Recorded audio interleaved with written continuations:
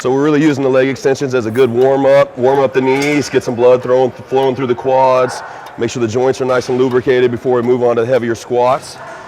The squat is the best overall mass builder because it really evenly distributes it throughout all the quadricep muscles. You basically have your vastus medialis, your lateralis.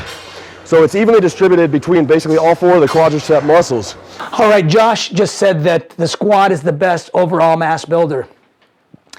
I don't agree entirely, which is not to say that the squat is a bad exercise. The squat is a great exercise.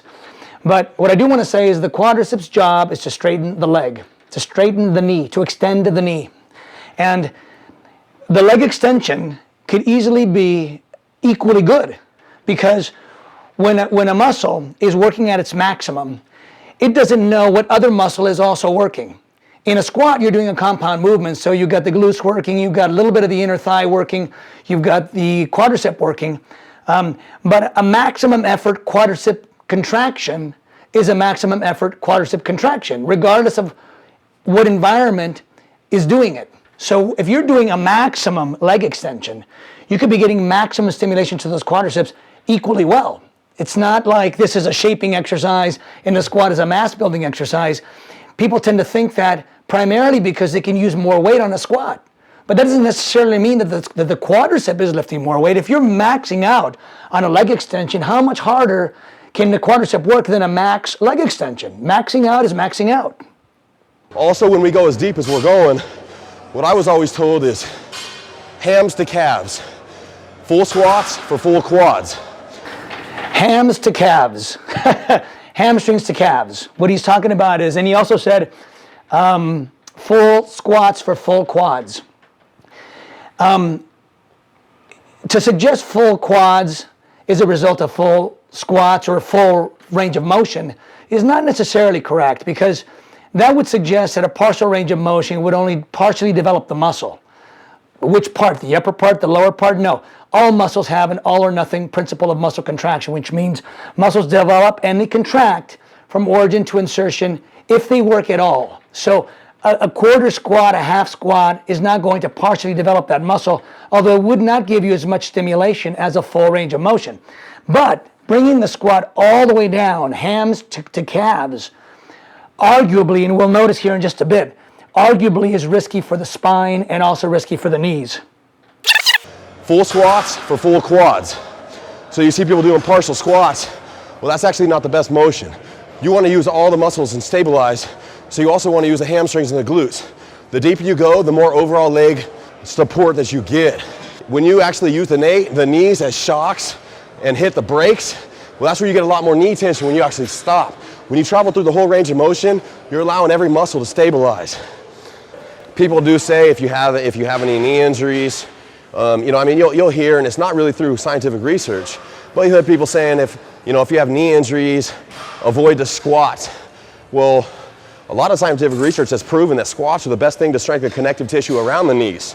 What Josh was saying is mostly correct, and that is that every knee problem or knee injury has its own unique specifics. Sometimes they bother you on squats, sometimes they don't. Sometimes they bother you on leg extensions, sometimes they don't. We just need to get in there and try one thing or another, and also we'll discover that certain discomforts happen during part of the range of motion. So it may be that's just that we have to focus on the part of the range of motion that doesn't bother us, but it would be wrong to assume that squats are bad across the board for the knees. You have proper techniques, squats are going to be the most beneficial exercise for the whole leg development, for all your quadriceps, your hamstrings, and your glutes. So for overall leg development, squat is the #1 exercise, but obviously it's got to be done with proper technique. Now you may be noticing here that Josh is doing these squats without any pausing between reps. That's called the continuous range of motion. He hasn't mentioned it yet, but he will. And that is that he's trying to maximize this thing called time under tension. And that is that the idea that the more fatigued the muscle feels, the better it is for the muscle. He's right about that. That's not the only way to get it, and I'll elaborate further in just a minute. But you may be wondering why he's doing those continuous tension reps, and I'll comment on that when he actually brings it up. It's more about the mind-muscle connection than it is the amount of weight that's on the bar. You're not moving the weight from point A to point B. You're just focusing on the muscle doing the work. So now, it's interesting here because he's actually not going glutes, hams to calves right here. You notice his range of motion. I'm going to back up a little bit. You'll notice he's actually stopping short of going all the way down, which, by the way, is good. I'm recommending that. When the muscle does the work, you save yourself from the tendon injuries, ligament injuries, and also joint debilitation. You know, people do get their egos involved when they're doing a squat exercise. Now watch this. This guy is going so low that when he gets to the bottom, you actually see his tailbone tip under. I mean, especially as a bodybuilder or someone that's see that? Really involved with the bodybuilding sport that wants longevity. Boom, tip under. He's got an arch in his back up until the bottom, and then it rounds out. And not the most amount of weight. That's bad for the spine. One weight, a certain amount of weight for one repetition, and you're not going to get nowhere near the same muscle stimulation. Yeah, so again, what has to happen is you need to maintain a perfectly arched spine throughout the entire range of motion. When you come down, you'll discover that you get to a point when the lower you go, the more that it forces your tailbone to tuck under. And that causes the lower part of the spine, the lumbar vertebrae, to round out. Now, under a heavy load, that is inviting a herniation. So what I recommend is come down right to the point when if you go any lower, that tailbone will tuck under, and no lower than that. And that is a plenty full squat to have. So basically what we're trying to do is, you normally keep the heels just lined up with shoulder width or just slightly outside shoulder width. On a free stance squat, you have to balance the weight. It's not like you're on an assisted machine like a Smith machine or a hack squat. So it's more about control. So I mean, when you have to balance the weight, you have to keep your feet in a slightly wide position to allow your butt to drop nice and deep while keeping the chest high, keep a nice arch in the back. Never wants to go to full extension. You always want to. See, he's actually keeping his spine arched enough. He's not going any lower than he needs to go before that spine kicks under. Having a lockout. You never want to lock out the knees because that's where most of the problems happen. Oh, now that's an interesting comment. He says you never want to lock out the knees because that's when most of the problems happen. That depends entirely on whether or not you hyperextend your knees and lock out. If you don't hyperextend your knees, you can lock out perfectly fine. Now, some people think you shouldn't lock your knees because the resistance goes away. Well, a half a second or a second of no resistance doesn't matter. You're not going to recover from this full set of squats just in half a second of rest. So I wouldn't worry about that. And the only time I would worry, and it's a very small percentage of the people that actually hyper straighten their leg. If you are one of those people, then I would say don't go to fully straight. But if you are not one of those people, I would not worry about it. So I'm gonna get my feet positioned to where my toes are slightly flaring out. When my toes slightly flare out, it allows my knee to travel the path of the toes. When your knees are straight forward, you're gonna have more tension on the knee. You allow the knees to flare out. Well, now the toes are flaring, following the pattern of the toes. It allows your butt to drop nice and deep, keeping the tension on the muscle, on the quadricep, and not on the knees if you're in a toes forward position. Okay. Now what he's saying there is that he's recommending that people put their toes out. And he's saying that the knees follow the path of the toes. Well, that's true no matter what. Now, if someone has a naturally toes out position, if that's the way they normally stand, that's the way they should squat.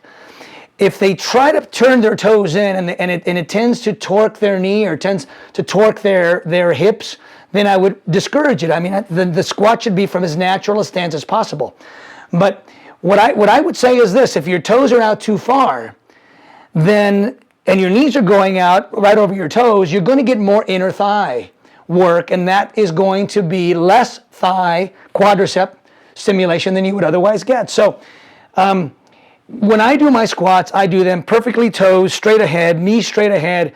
It's all quads and all glutes, and I have no knee strain or ankle strain or hip strain in doing so. If you're one of those people that feels uncomfortable in a foot parallel position, then I would put my toes out. But if you don't feel uncomfortable in that foot parallel position, that's the one I would recommend. You know, you obviously get the explosive power driving through the heels.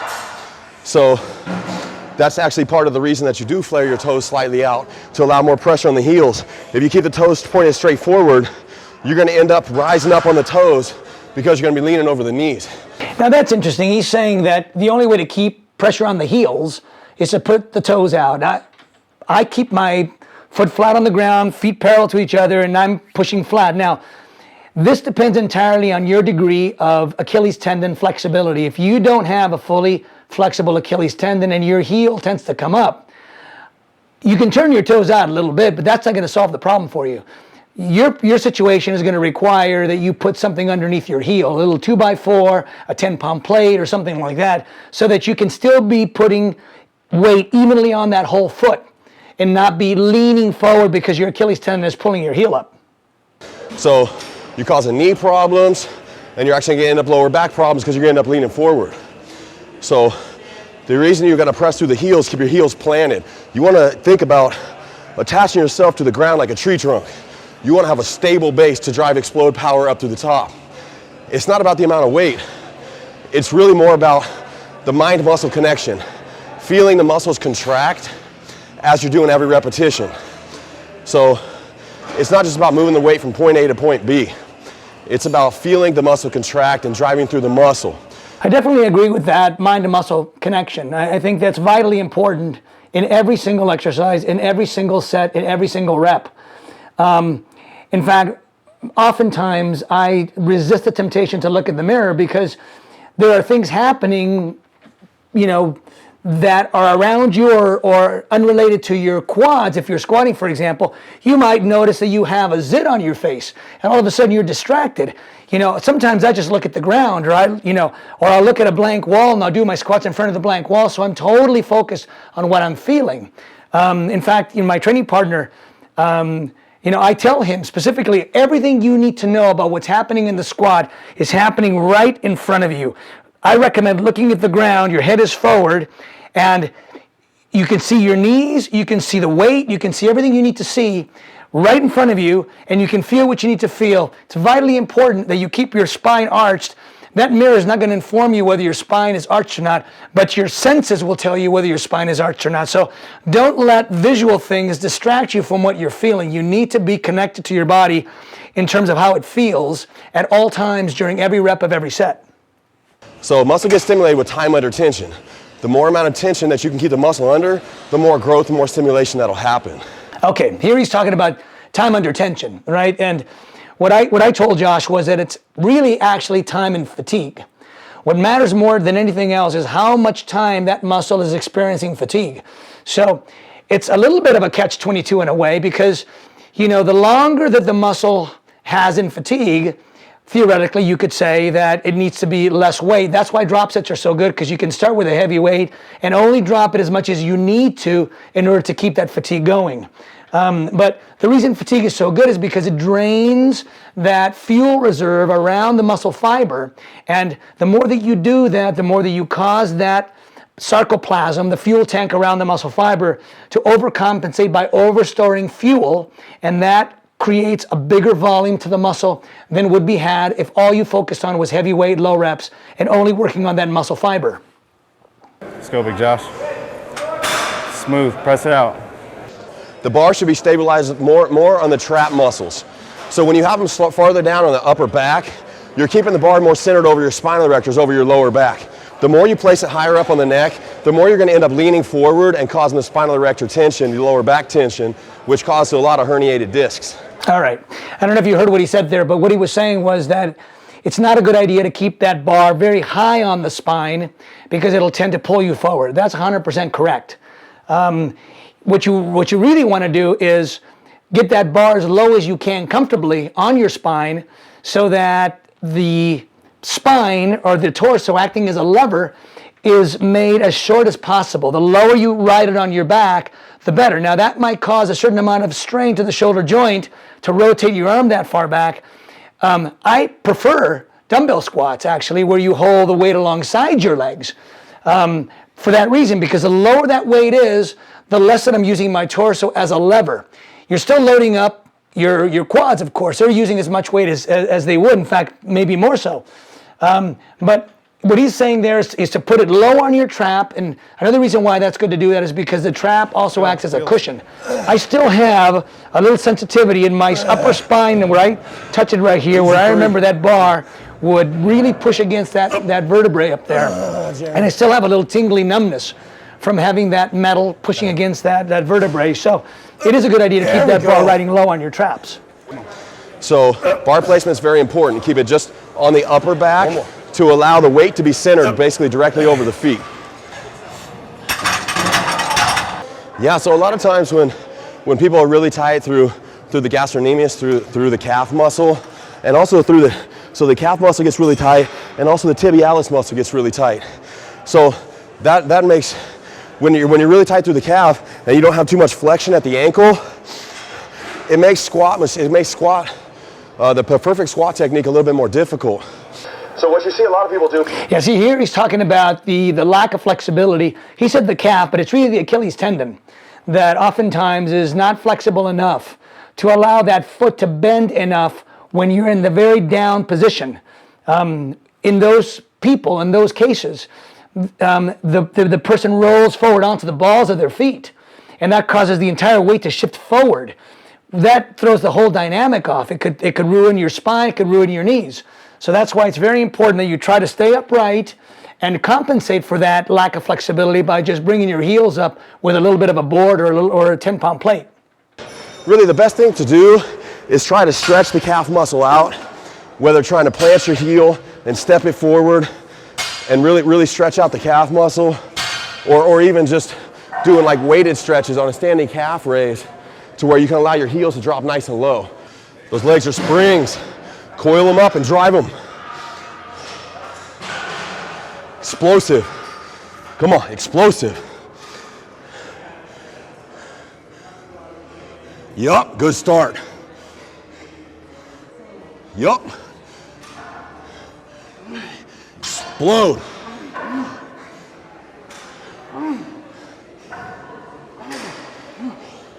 Now see, Josh is doing 4 reps right here on his training partner by helping. He's probably giving him like maybe 20, 30 pounds of upward assistance. Now, I would have recommended at that point, just take a couple of 25s off and do the breakdown. I don't think they're taking advantage of the breakdowns in here as much as they could. Yup, you got more. Oh, nice push.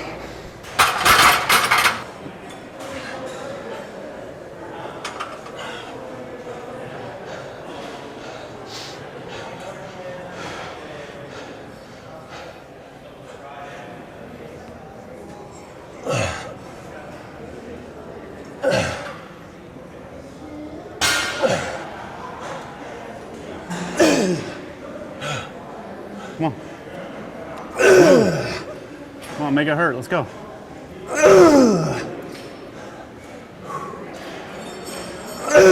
One more. Come on, smooth down, control. Smooth. Did 4 working sets, not including the warm-ups. And that last set, I only got 8 repetitions, which is enough. I don't like to go below 8 repetitions. All right. What he said here is on that last set of squats, he got 8 repetitions. He doesn't like to go below 8 repetitions. Well, again, I would say that if you were to use a heavier weight and do 5 repetitions and then have your training partner strip off a 25-pound plate off each side and do another 5 or 10, and then have them strip off another 25-pound plate off of each side, and then do another 5 or 10, and depending on how far you want to go, you might go one more time with another 5 or 10 reps. Fabulous final set of squats, a great drop set. Not only would he be burning the crap out of his legs, his quadriceps, but he would also be stimulating his heart and lungs unbelievably. It's, just watching him squat makes me want to do it. I love that exercise so much. I definitely recommend drop sets. And ending with a set of 8 reps might be gratifying because it's a lot of weight. But I think that he would have gotten a little bit better benefit if he would have dropped it down a little bit. Let's see how he wraps it up right here, and then we'll call it a wrap. I mean, if you notice, the first one I was a little bit unstable. Well, I let my back relax. I didn't keep the muscle tight on the way down. So if I relaxed at all, it made my whole body become unstable. You want to keep everything tight because any relaxing could cause injury. Agreed, 100%. Any relaxing could cause injury, especially on a squat. When you're doing that squat, you cannot lose your concentration for a second. You need to keep that chest up, and you need to keep that spine arched. And when you're coming down, you need to pay attention. Is my tailbone tucking under or not? Am I losing that arch in that spine or not? Every single rep. Squat is the one exercise, if there is any exercise, where you do not want to lose your focus for a half a second, because you're dealing with a lot of weight, it's on your spine, one false move, and you could be in a world of hurt for the rest of your life. So I agree with him. I think Josh did a great job overall demonstrating that squat technique. There's a couple of things I wasn't 100% in agreement with, but overall that was a great squat demonstration. As I said, I encourage people to do drop sets so that you can get that maximum sarcoplasmic stimulation. But overall, I think the presentation was great. Again, our goal is to try to educate you as much as possible and give you the tips you need to maximize your training.